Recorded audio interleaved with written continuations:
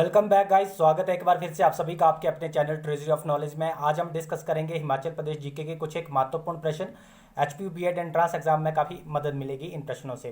तो शुरू करते हैं आज की ये वीडियो अपने पहले प्रश्न से। आज का आपका पहला प्रश्न है, भूतनाथ मंदिर स्थित है। तो भूतनाथ मंदिर जो है वो कौन से जिले में स्थित है? तो भूतनाथ मंदिर जो है आपका ऑप्शन ए इसका बिल्कुल सही आंसर होगा, मंडी जिले में है भूतनाथ मंदिर। भूतनाथ मंदिर के बारे में हम थोड़ी सी जानकारी ले लेते हैं।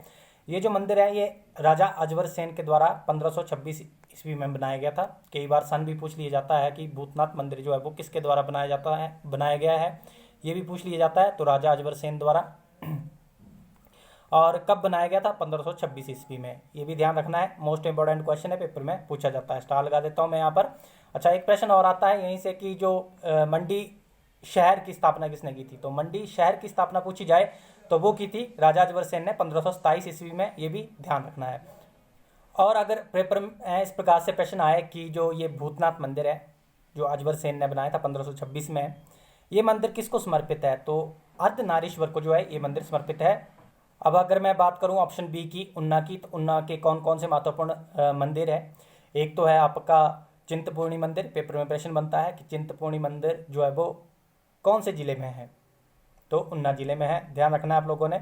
साथ ही अगर पूछा जाए कि माफ़ी चाहूँगा, बाबा बड़भाग सिंह डेरा कौन से जिले में है? तो वो भी उन्ना में है। आप लोगों को बताया भी हुआ है मैंने कि जो बाबा बड़भाग सिंह मेला भी लगता है, कहाँ लगता है? उन्ना में लगता है। उन्ना का एक और मेला फेमस और फ्रिक्वेंटली पूछा भी जाता है, कौन सा? पिपलू फेयर। इसको भी ध्यान रखना है। पिपलू मेला कहाँ लगता है, कौन से जिले में लगता है? उन्ना जिले में लगता है। इंपॉर्टेंट है, ध्यान रखेंगे आप लोग। अगर मैं बात करूं भुंतर की, तो भुंतर के बारे में मैंने बताया हुआ है कि भुंतर जो है एक हवाई पतन है, एयरपोर्ट है। कहाँ है, कौन से जिले में है? कुल्लू जिले में है। ऑप्शन सी में आप लोग देख पा रहे होंगे। इसको भी आप लोगों ने नोट रखना है। हिमाचल प्रदेश में 3 ही जो है हवाई पतन है, जिसको एयरपोर्ट जो कहते हैं हम।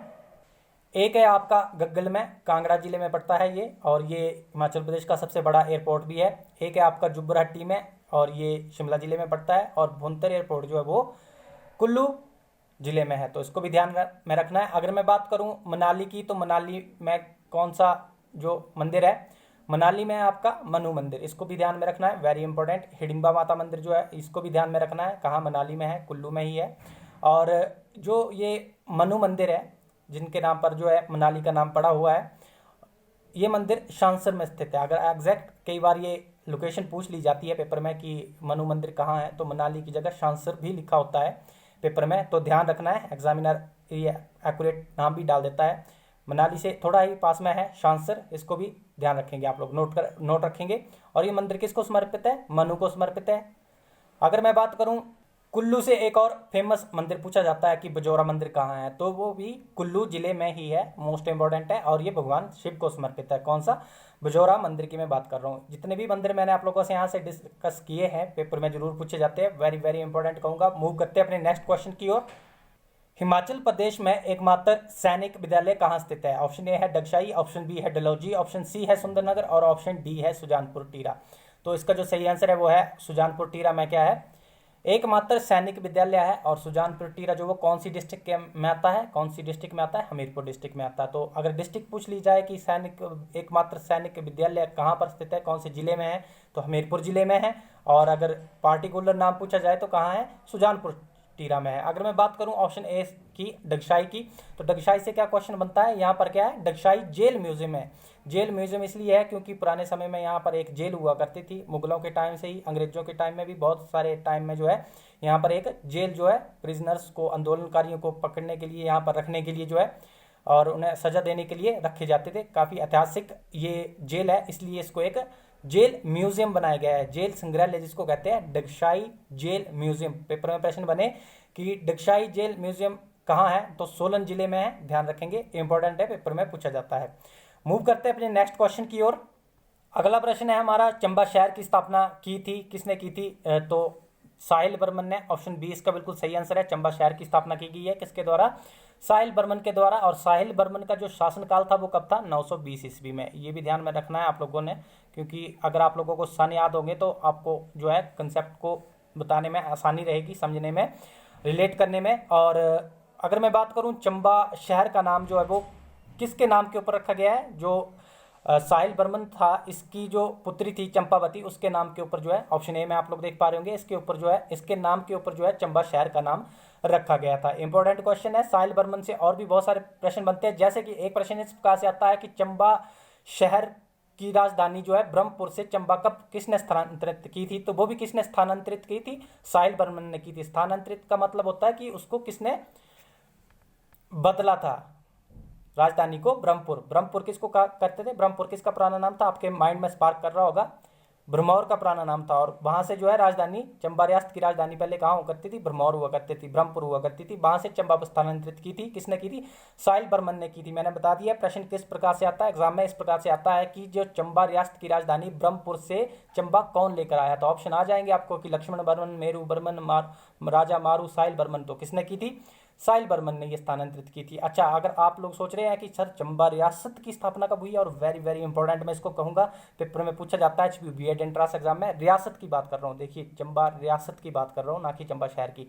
रियासत और शहर में आप लोगों को डिफरेंस बता दिया हुआ है मैंने, एक बार फिर से बता देता हूँ। चंबा शहर का मतलब होता है शहर, सिटी। रियासत का मतलब होता है सारे, अरे आपके आसपास के जो गांव होंगे, जो जोन होगा, सारी जनता जो है उसको रियासत कहते हैं, एक बड़ा area.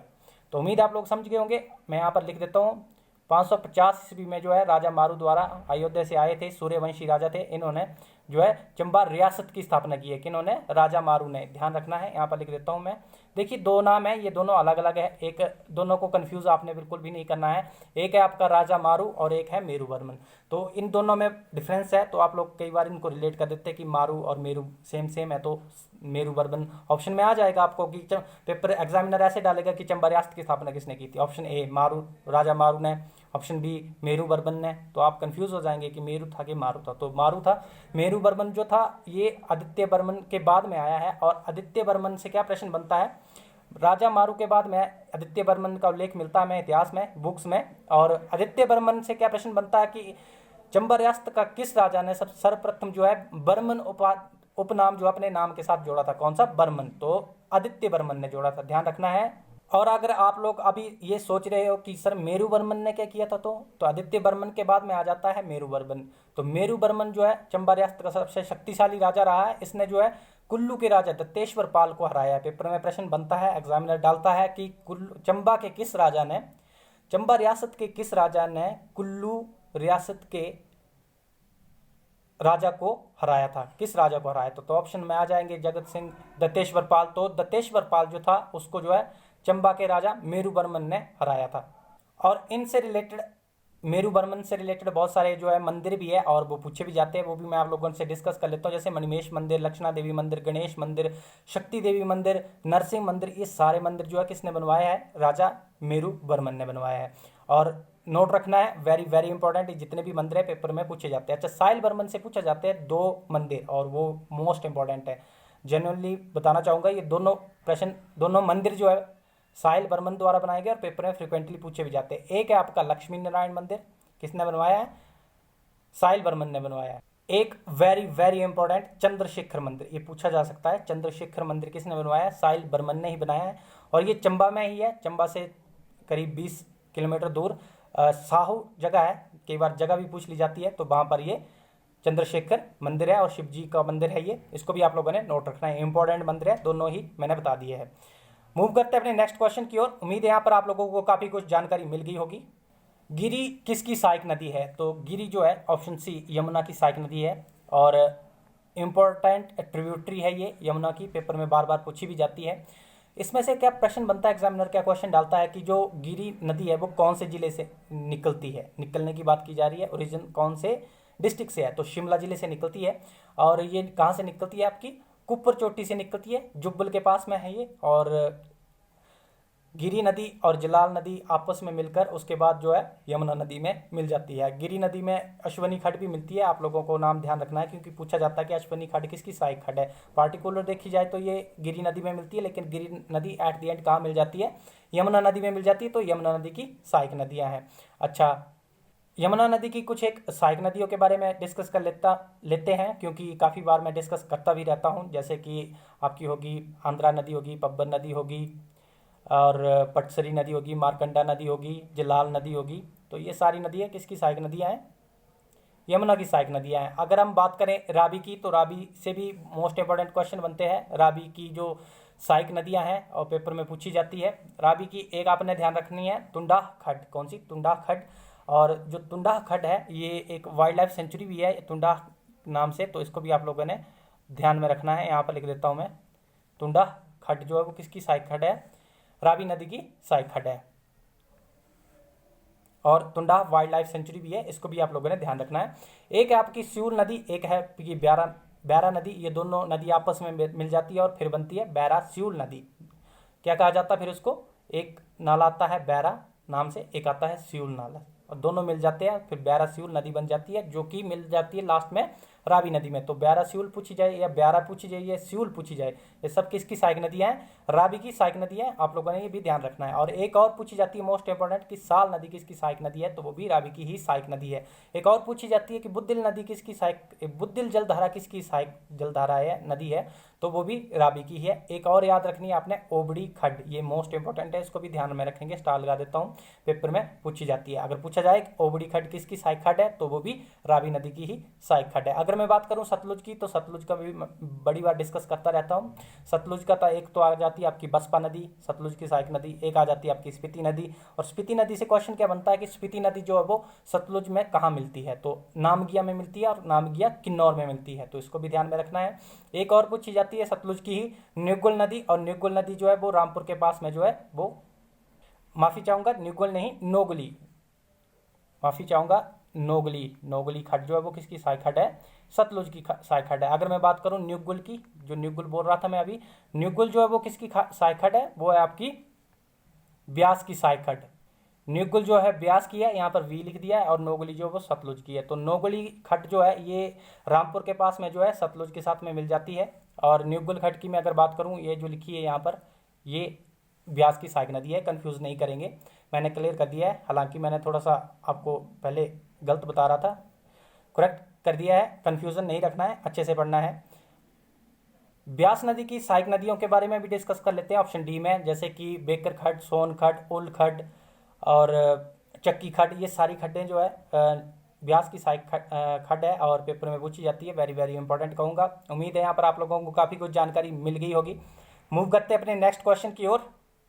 History of the Mandi state किसने लिखी है? तो पुस्तकों से एक क्वेश्चन जरूर बनता है एचपी बीएड एंट्रेंस एग्जाम में। तो history of the Mandi state मैं बड़ी बार डिस्कस भी करता रहता हूँ। ऑप्शन सी इसका बिल्कुल सही आंसर होगा, मनमोहन के द्वारा लिखी गई है। देखिए ये दो सिमिलर बुक्स है, एक है history of the Mandi state, तो ये मनमोहन के द्वारा लिखी गई है, और एक है आपकी history of Mandi, simple history of Mandi जो है ये किसके द्वारा लिखी गई है? विक्रम कायस्थ के द्वारा लिखी गई है, और पेपर में पूछी जाती है, तो कंफ्यूज नहीं करना है। और एम एस रंधावा की बात मैंने पिछली वीडियो में भी की थी, आपके माइंड में अभी आ रहा होगा कि एम एस रंधावा की कौन सी बुक्स है। तो कांगड़ा पेंटिंग जो है एम एस रंधावा की बुक है, ऑप्शन बी में आप लोग देख पा रहे होंगे। अगर मैं बात करूं जेसी फ्रेंच लिखा हुआ, वैसे ये फ्रैंक है, ऑप्शन डी में आप लोग देख पा रहे होंगे। इनकी कौन सी बुक है? Himalayan art. कौन सी बुक है इनकी? हिमालयन आर्ट, इसको भी ध्यान में रखना है। एम एस रंधावा की कौन सी बताई मैंने? कांगड़ा पेंटिंग। और अगर मैं बात करूं ऑप्शन ए की, मुल्क राज आनंद, ये एक उपन्यासकार थे, इनकी कौन सी उपन्यास थी? एक तो अनटचेबल जो है इनकी बहुत बड़ी फेमस उपन्यास है और पेपर में पूछी भी जाती है। मुल्क राज आनंद की मैं बात कर रहा हूँ, अनटचेबल। कुल्ली इनकी एक और उपन्यास था। और कौन सी दो और भी पुस्तकें जो है पेपर में पूछी जाती है, एक है कुल्लू देश की कहानी, किसने लिखी है? लालचंद प्राथी ने लिखी है, इसको भी ध्यान रखेंगे, वेरी इंपॉर्टेंट, एचपीबीएड एंट्रेंस एग्जाम में पूछी जाती है। कौन सी बताई मैंने? कुल्लू देश की कहानी, किसके द्वारा? लालचंद प्राथी द्वारा। और एक और पूछी जाती है कंट्री लाइफ, नोहरा रिचर्ड्स द्वारा लिखी गई है। पुस्तकों को अच्छे से ध्यान से पढ़ लेना, क्योंकि यहाँ से एक ना एक क्वेश्चन जरूर पेपर में बनता है। तो उम्मीद है यहाँ पर आप लोगों को काफ़ी कुछ जानकारी मिल गई होगी। मूव करते हैं अपने नेक्स्ट क्वेश्चन की ओर। शिवकी दर्रा हिमाचल प्रदेश के किस जिले में स्थित है? तो नाम से ही आप लोगों के माइंड में बहुत कुछ क्वेश्चन राइज हो रहे होंगे। शिवकी दर्रा पहले तो किन्नौर जिले में है, अच्छा माफ़ी चाहूँगा यहाँ पर मैं, किन्नौर जिले में ऑप्शन ए। और शिवकी दर्रा से जो है सतलुज नदी जो है वो हिमाचल प्रदेश में एंटर करती है, ये भी आप लोगों को याद रखना है, वेरी इंपॉर्टेंट, पेपर में पूछा जाता है कि सतलुज नदी जो है वो हिमाचल प्रदेश में कहाँ से एंटर करती है? तो कहाँ से एंटर करती है? शिव की पास से करती है। और शिव की पास जो है वो तिब्बत को जो है हिमाचल से जोड़ता है। किसको? तिब्बत को हिमाचल से जोड़ने वाला दर्रा कौन सा है?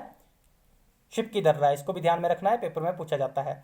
अच्छा, लाहौल व स्पीति से कौन से दर्रे आते हैं? एक तो आता है आपका बारालाचा दर्रा, जो लाहौल को जो है लद्दाख से जोड़ता है, इसको ध्यान में रखना है, बारालाचा दर्रा। ये वही बारालाचा दर्रा है जहाँ से जो है चंद्रा और भागा नदी का उद्गम होता है और तांडी के पास में मिलकर जो है वो चिनाब नदी का निर्माण करती है। अगर मैं बात करूँ, एक और पूछा जाता है, लाहौल को जास्कर से जोड़ने वाला दर्रा कौन सा है? तो शिंगटकॉन दर्रा जो है वो कौन सा है? लद्दाख जास्कर को जो लाहौल से जोड़ता है, ये भी ध्यान रखना है, पेपर में पूछा जाता है। अगर मैं कुल्लू की बात करूं तो कुल्लू से एक और प्रश्न बनता है कि कुल्लू को सिराज से जोड़ने वाला दर्रा कौन सा है? ऑप्शन सी में आप लोग देख पा रहे होंगे, कुल्लू को सिराज से जोड़ने वाला दर्रा है जलोरी दर्रा, वेरी इंपॉर्टेंट, पेपर में पूछा जाता है। अच्छा, हमटा दर्रा भी याद रखना है कुल्लू से, ये भी पूछा जाता है कि कहाँ है हमटा दर्रा? कुल्लू जिले में है। अगर मैं बात करूं शिमला जिले की, तो शिमला जिले का कौन सा दर्रा है? चांसल पास, चांसल दर्रा, चांसल चोटी भी है, आप लोगों को पता ही होगा, और जहां पर चंद्रनाहन झील है, और चंद्रनाहन झील से जो है पब्बर नदी का उद्गम स्थान है। तो ये सारा आपने ध्यान में रखना है, चांसल पीक, चांसल पास और चंद्रनाहन झील, जहाँ से पब्बर नदी का उद्गम स्थान है, और पब्बर नदी यमुना की सहायक नदी है, ये सारे कहाँ हैं? शिमला में है। तो ये जो चांसल पास है, चांसल दर्रा जो है, ये शिमला को उत्तराखंड से जोड़ता है। और किन्नौर के दो और पासेस है, इंपॉर्टेंट है, पेपर में पूछा जाता है। एक है आपका चिरांग पास, यहाँ पर लिख देता हूँ मैं चिरांग, ये जो है किन्नौर को जो वो गढ़वाल से जोड़ता है। एक और है आपका लमखागा, ये भी इंपॉर्टेंट है, ध्यान में रखेंगे। ये दोनों पास जो है किन्नौर जिले में है और पेपर में पूछे जाते हैं, लमखागा, और ये भी जो है किन्नौर को गढ़वाल से जोड़ता है। तो इंपॉर्टेंट है, आप लोग नोट रखेंगे इसको। मूव करते हैं अपने नेक्स्ट क्वेश्चन की ओर। हिमाचल प्रदेश के प्रथम राज्यपाल थे, तो हिमाचल प्रदेश के पहले राज्यपाल कौन थे? देखिए, राज्यपाल कब होते हैं? जब जो कोई राज्य फुल फ्लैज राज्य होता है, मतलब पूरी तरह से जो पूर्ण राज्य का दर्जा जब मिल जाता है, तभी जो है राज्यपाल अपॉइंट की जाते हैं। अदरवाइज अगर वो पूर्ण राज्य नहीं है, केंद्र शासित प्रदेश है, तो वहां पर क्या होते हैं? लेफ्टिनेंट गवर्नर्स होते हैं, जिन्हें क्या कहा जाता है? उपराज्यपाल कहा जाता है। तो पहले तो आपने कंसेप्ट को अच्छी तरह से सोचना है कि राज्यपाल की बात की जा रही है, वो भी पहले तो कब बने होंगे? एक तो ये बने होंगे जब हिमाचल प्रदेश को पूर्ण राज्य का दर्जा मिला होगा। तो पूर्ण राज्य का दर्जा कब मिला है हिमाचल प्रदेश को? 25 जनवरी 1971 को, 1971 को। तो उस समय जो है कौन राज्यपाल रहे हैं? वो रहे आपके एस चक्रवर्ती। ऑप्शन डी इसका बिल्कुल सही आंसर है। और मैं बात करूं राज्यपाल से, तो राज्यपाल और उपराज्यपाल से जो है 3 महत्वपूर्ण प्रश्न बनते हैं हिमाचल जीके में। एक तो बनता है कि हिमाचल प्रदेश के पहले उपराज्यपाल कौन थे? तो वो थे मेजर जनरल हिम्मत सिंह ऑफ 1952 में ये बने थे, 1 मार्च 1952 में मेजर जनरल हिम्मत सिंह। और जब हिमाचल प्रदेश जो था वो भाग का राज्य था। दूसरा जो उपराज्यपाल बने हैं, पेपर में प्रश्न इस प्रकार से बनेगा कि हिमाचल प्रदेश केंद्र शासित प्रदेश के समय, जब हिमाचल प्रदेश केंद्र शासित प्रदेश था, तब हिमाचल प्रदेश का उपराज्यपाल कौन था? तो बजरंग बहादुर। और ये बात हो रही है हिमाचल प्रदेश केंद्र शासित प्रदेश बना कब था? आपको याद आ रहा होगा, 1956 में बना था। वेरी वेरी इंपॉर्टेंट, ये ध्यान में रखना है। तो उस समय जो है 1956 में कौन थे? बजरंग बहादुर जो है उपराज्यपाल बने थे। और 1952 में के समय में 1951 में बना है वैसे तो भाग का राज्य हिमाचल, लेकिन 1 मार्च 1952 में जो है पहले उपराज्यपाल बनाए जाते हैं मेजर जनरल हिम्मत सिंह। तो ये जो है 3 प्रश्न बनते हैं। 1971 में बने हैं एस चक्रवर्ती, यहाँ पर लिख देता हूँ मैं 1971। 1956 में बने हैं बजरंग बहादुर। 1952 में बने हैं मेजर जनरल हिम्मत सिंह।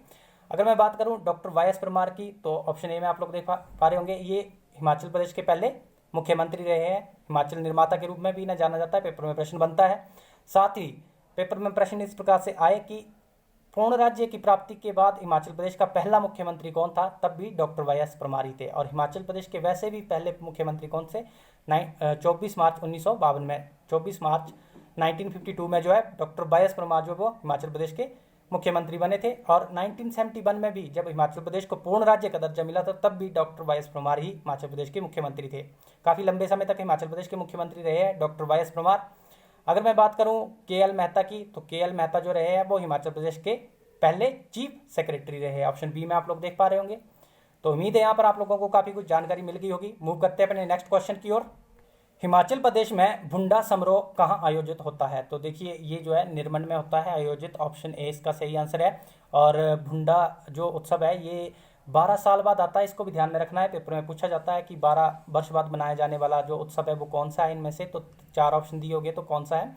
भुंडा उत्सव है। अच्छा, भुंडा उत्सव जो है इसमें जो परशुराम जी की जो है पूजा की जाती है और 12 साल बाद आता है, ये भी मैंने आप लोगों को बता दिया। और क्या प्रश्न बनता है? निर्मंड में मनाया जाता है, ऑप्शन ए जो है इसका सही आंसर है। और निर्मंड कहाँ? कुल्लू में है। और एक और प्रश्न बनता है कि खसों की नागों पर विजय पर इनमें से कौन सा त्योहार उत्सव मनाया जाता है? तो वो भी भुंडा उत्सव मनाया जाता है। भुंडा उत्सव क्यों मनाया जाता है? खस जो थे पुराने समय में, बहुत प्राचीन समय की बात हो रही है, खसों ने जो वो नागों को हरा दिया था, उसके जो विजय पर जो है निर्मंड में भुंडा उत्सव मनाया जाता है। वेरी इंपॉर्टेंट, पेपर में पूछा जाता है। अच्छा, एक और ध्यान में रखना आपने, शांत उत्सव भी है एक, शांत उत्सव भी जो जिसका मतलब होता है शांति और समृद्धि, और ये भी उत्सव जो है 12 वर्ष बाद लगता है। तो ये हिमाचल प्रदेश के 2 ऐसे उत्सव थे जो 12 वर्ष बाद लगते हैं, इंपॉर्टेंट है, पेपर में पूछे जाते हैं। अगर मैं बात करूं ऑप्शन सी की, नूरपुर की, तो नूरपुर का बताया हुआ है। नूरपुर तो पहले ध्यान में रखना है, नूरपुर का पुराना नाम क्या था? धमेरी। और नूरपुर अभी वर्तमान में कौन से जिले में आता है? कांगड़ा जिले में आता है। और नूरपुर में एक मेला लगता है नागनी माता मेला, मैंने डिस्कस भी किया हुआ है आप लोगों से, और ये राज्य स्तरीय मेला है और आजकल फ्रिक्वेंटली पूछा भी जा रहा है। पेपर में प्रश्न इस प्रकार से आता है कि नागनी फेयर इनमें से कहाँ लगता है? तो आपको ऑप्शन आ जाएंगे, नूरपुर में लगता है, कांगड़ा में लगता है, पालमपुर में लगता है, तो कहाँ लगता है? नूरपुर में लगता है, ध्यान रखना है। अच्छा, नाहन से भी हम बात कर लेते हैं। नाहन से बनते हैं आपके 2 क्वेश्चन, ऑप्शन बी में आप लोग देख पा रहे होंगे। नाहन से बनते हैं 2 इंपॉर्टेंट क्वेश्चन। एक पूछा जाता है कि लिंटन मेमोरियल कहाँ है? देखिए, लिंटन मेमोरियल पूछा जाए तो कहाँ है? नाहन में है। दूसरा पूछा जाता है कि महिमा लाइब्रेरी कहाँ है? तो वो भी नाहन में ही है। और पूछा जाए कि महिमा लाइब्रेरी बनवाई किसने थी? तो इसको बनाया है राजा अमर प्रकाश ने। ये भी इंपॉर्टेंट प्रश्न है, वेरी वेरी इंपॉर्टेंट कहूंगा मैं, नोट रखेंगे। उम्मीद है यहाँ पर आप लोग काफी कुछ समझ गए होंगे।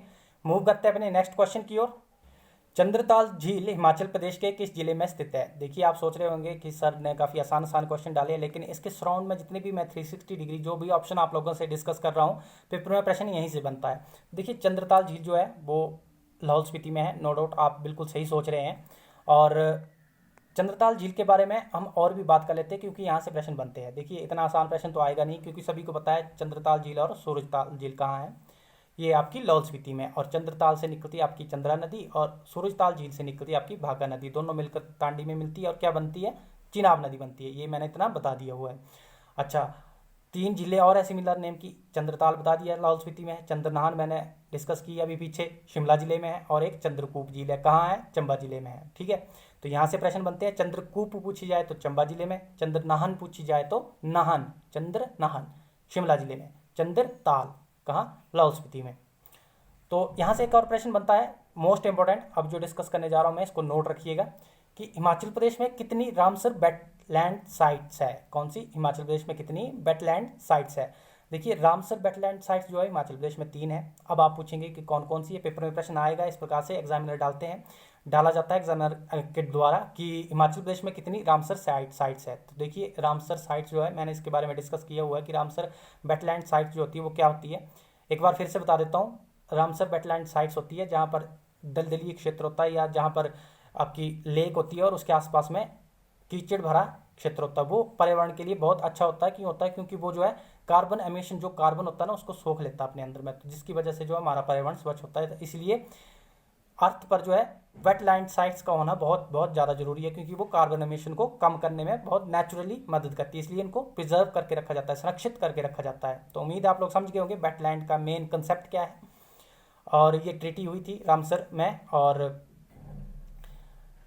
हिमाचल प्रदेश की तो 3 जो है वो कौन कौन सी है? एक है आपकी रेणुका, कौन सी? Renuka Ramsar wetland site. Paper में प्रश्न इस प्रकार से आ सकता है कि इनमें से जो है कौन सी रामसर वेटलैंड साइट है हिमाचल प्रदेश में। तो एक आ जाएगी आपको वेटलैंड साइट, और 3 ऑप्शन जो होंगे वो वेटलैंड साइट से नहीं होंगे, तो ध्यान में रखना है इसको भी। एक बताई मैंने आपको रेणुका, दूसरी पौंग झील जो है, पौंग बांध का नाम सुना होगा आप लोगों ने, जिसको महाराणा प्रताप सागर बांध भी कहते हैं, ब्यास नदी पर है, कांगड़ा जिले में है। तो ये भी जो है एक रामसर वेटलैंड साइट है। कौन कौन सी होगी? रेणुका और पौंग झील, और तीसरी है आपकी ये चंद्रताल झील। ये ध्यान में रखना है, वेरी वेरी इंपॉर्टेंट। तो यहाँ से जितने क्वेश्चन बनते थे मैंने आप लोगों से डिस्कस कर लिए हैं। अच्छा, चंद्रताल झील से एक और प्रश्न आप लोगों ने याद रखना है कि लोहित्य सरोवर के नाम से इनमें से किस झील को जाना जाता है? इस प्रकार से प्रश्न आता है। तो किसे जाना जाता है? चंद्रताल झील को जाना जाता है। लाहौल स्पीति की और भी कुछ एक महत्वपूर्ण झीलों के बारे में डिस्कस कर लेते हैं। एक तो आती है आपकी यूनामसो झील, कहाँ है? लाहौल स्पीति में है, ध्यान रखनी है, मोस्ट इंपॉर्टेंट है।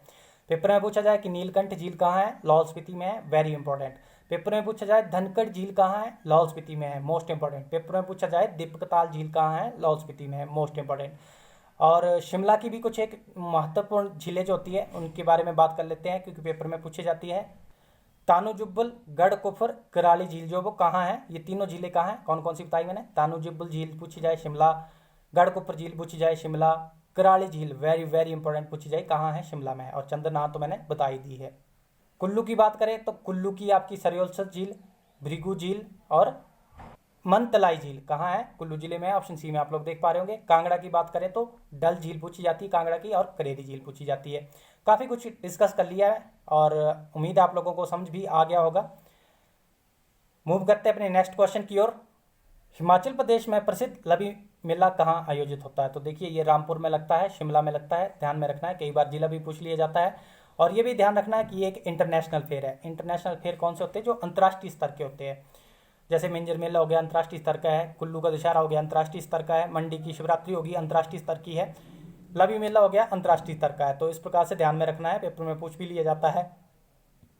माफी चाहूँगा। और एक और प्रश्न बनता है कि जो ये लवी फेयर है किसने शुरू करवाया था, किस राजा ने शुरू करवाया था? तो ये शुरू करवाया था केरी सिंह के द्वारा शुरू करवाया गया था। और पेपर में एक और प्रश्न बनता है कि हिमाचल प्रदेश का सबसे पुराना मेला कौन सा है? तो वो भी लवी मेला ही है। तो ध्यान रखना है।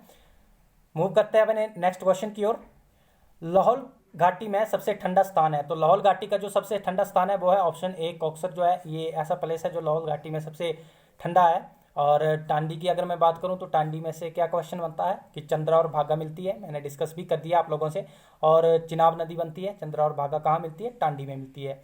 साथ ही अगर मैं बात करूँ किलोंग की, तो किलोंग से क्या क्वेश्चन बनता है कि लाहौल स्पीति का हेडक्वार्टर कहाँ है? तो किलोंग में है। और गोंदला की मैं अगर बात करूं तो पेपर में प्रश्न बनता है कि गोंदला किला किस जिले में है? तो ऑप्शन आ जाएंगे आपको, किन्नौर जिले में है, कुल्लू जिले में है, लाहौल स्पीति में है, चंबा में है। तो कहाँ है गोंदला किला? गोंदला फोर्ट कहाँ है? लाहौल स्पीति में है। वेरी वेरी इंपॉर्टेंट प्रश्न जितने भी मैंने आप लोगों से यहाँ डिस्कस किए हैं। मूव करते हैं अपने नेक्स्ट क्वेश्चन की ओर। गुग्गा एक प्रसिद्ध क्या था? चित्रकार था, संगीतकार था, लेखक था या क्राफ्ट्समैन था? देखिए गुग्गा एक क्राफ्ट्समैन था, ऑप्शन डी जो है इसका बिल्कुल सही आंसर है। अच्छा, क्राफ्ट्समैन कौन होते हैं? शिल्पकार जिसको कहते हैं। और गुग्गा जो था एक शिल्पी था। और आपने ये भी ध्यान रखना, और किसके शासनकाल में था ये? मेरू बर्मन के शासनकाल में था। मैंने मेरू बर्मन के बारे में वीडियो के स्टार्टिंग में ही काफ़ी कुछ डिस्कस कर दिया है। मेरू बर्मन के समय का जो शिल्पकार था कौन था? गुग्गा शिल्पी, जिसका नाम है गुग्गा शिल्पी। Very very important. अच्छा, इसने क्या किया? शिल्पकार किसको बोलते हैं? जो नक्काशी नहीं करते, जो दीवारों के ऊपर पत्थरों के ऊपर ऐसे काट काट के चित्रकला बनाते हैं, वही वैसा कुछ शिल्पकार। और किसके समय में था? राजा मेरुबर्मन के टाइम में। और जो शक्ति देवी मंदिर है ना, उसकी जो शिल्पकला की हुई है वो भी इसी के द्वारा की गई है, गुग्गा शिल्पी के ही द्वारा की गई है। ये भी आप लोगों ने ध्यान रखना है, इंपॉर्टेंट है, वेरी वेरी इंपॉर्टेंट कहूँगा मैं इसको, स्टार लगा देता हूँ, पेपर में ये प्रश्न बनता है। मूव करते हैं अपने नेक्स्ट क्वेश्चन की ओर। ऋषि वशिष्ठ ने अपनी अंतिम सांस ऐसा माना जाता है कि यहाँ ली थी। तो कहाँ ली थी? ऋषि वशिष्ठ जो आखिरी सांसें थी वो टांडी में। टांडी बता दिया मैंने आप लोगों को, चंद्रा और भागा का मिलने का जो जगह है। और साथ ही एक प्रश्न और बनता है कि मान्यता के अनुसार जो है पांडवों की पत्नी द्रौपदी का दाह संस्कार कहाँ हुआ था? तो टांडी में ही हुआ था। ये भी ध्यान में रखना है, most important, very very important कहूँगा मैं, स्टार लगा देता हूँ यहाँ पर, मोस्ट इंपॉर्टेंट क्वेश्चन है। उम्मीद है आप लोग समझ गए होंगे। मूव करते हैं अपने नेक्स्ट क्वेश्चन की ओर। अर्धगंगा स्थान है, तो अर्धगंगा स्थान कहाँ है? काफ़ी इंपॉर्टेंट क्वेश्चन है। और ये जो है भरमौर में है। भरमौर कहाँ? चंबा जिले में पड़ता है भरमौर। और भरमौर में और कहाँ है? 84 टेम्पल, 84 मंदिर पूछे जाए तो वो भी कहाँ है? 84 टेम्पल कहाँ है? भरमौर में ही है। और वहीं पे जो है ये अर्धगंगा स्थान है। वेरी वेरी इंपॉर्टेंट कहूँगा मैं, यहाँ पर स्टार लगा देता हूँ। मूव करते हैं अपने नेक्स्ट क्वेश्चन की ओर। अगला प्रश्न है हमारा, हिमाचल प्रदेश में बड़ा मत्स्य पालन केंद्र कहाँ है? लार्ज फिश फार्म कहाँ है? तो ये है आपका देवली में, ऑप्शन सी इसका बिल्कुल सही आंसर है। और ये हिमाचल का ही नहीं बल्कि एशिया का सबसे बड़ा जो फिश फार्म है देवली में। पेपर में प्रश्न बनता है एशिया का सबसे बड़ा फिश फार्म कौन सा है? देवली है। और देवली कहाँ? बिलासपुर में, ध्यान में रखना है, बिलासपुर में है, बिलासपुर जिले में। पेपर में कई बार जो है डिस्ट्रिक्ट भी पूछ ली जाती है। कहाँ है? बिलासपुर जिले में है। वेरी इंपॉर्टेंट कहूँगा मैं। और पेपर में अगर प्रश्न इस प्रकार से आया कि फिश फार्मिंग में, मछली उत्पादन में सबसे ज़्यादा मछली उत्पादन कौन सा जिला करता है, तो वो करता है कांगड़ा जिला, और दूसरे नंबर पे है आपका बिलासपुर। तो ये दोनों रैंकिंग भी ध्यान में रखनी, क्योंकि एचपीयू बीएड एंट्रांस एग्जाम में रैंकिंग से भी प्रश्न पूछ लिए जाता है। वेरी वेरी इंपॉर्टेंट मैं इसको कहूँगा। अच्छा, भेड़ प्रजनन केंद्र भी पूछ लिए जाते हैं। एक है आपका ज्यूरी भेड़ प्रजनन केंद्र कहाँ है, पेपर में प्रश्न इस प्रकार से बनता है। शिमला जिले में है। सरोल भेड़ प्रजनन केंद्र कहाँ है, कौन से जिले में है? चंबा जिले में है। और कच्छम भेड़ प्रजनन केंद्र कहाँ है? किन्नौर जिले में है। और ताल भेड़ प्रजनन केंद्र कहाँ है? हमीरपुर जिले में। ये सारे ध्यान में रखने हैं, वेरी वेरी इंपॉर्टेंट कहूँगा मैं, पेपर में प्रश्न बनता है यहाँ पर। मूव करते हैं अपने नेक्स्ट क्वेश्चन की ओर।